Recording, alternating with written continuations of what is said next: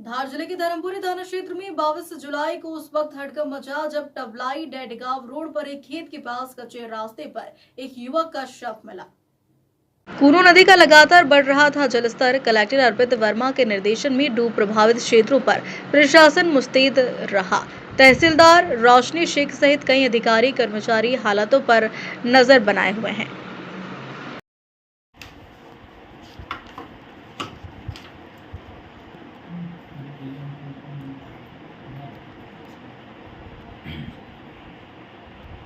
पहले तो नाम बता दीजिए।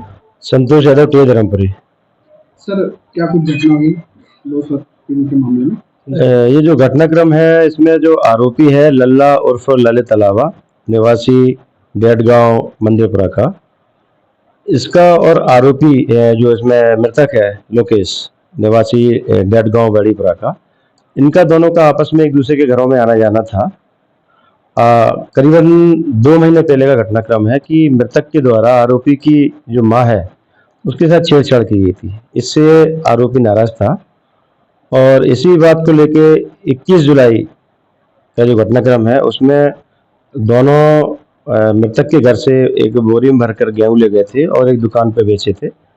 उससे जो रुपए मिले थे उससे उन्होंने शराब पी और सिगरेट तंबाकू का सेवन किया और एक दुकान से पन्नी में शराब को पैक कराकर और जो रावतपुरा नहर की पुलिया है वहाँ जाकर ये लोग बैठ के उसी पन्नी से इन्होंने दोनों ने शराब पी।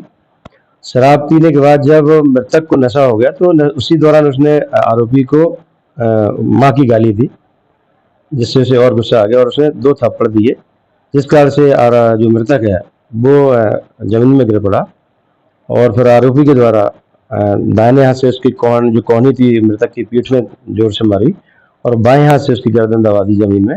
जब थोड़ी बहुत आवाज़ आती है तब तक दबाए रहा। जब देखा उसने कि मर गया तो उसके बाद फिर उसके हाथ पकड़कर जो रोड है उस रोड से नीचे ले जाके कपड़े उतार के नंगा लटा दिया था और उसकी जो मोटरसाइकिल है उसको लोनिया बाजार जो गाँव है वहाँ पास में रोड के किनारे फेंक कर अपने घर चला गया था।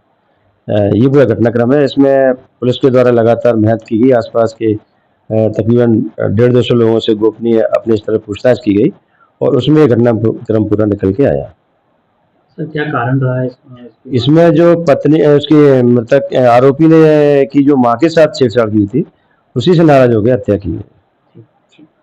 कितने आरोपी थे? आरोपी 1।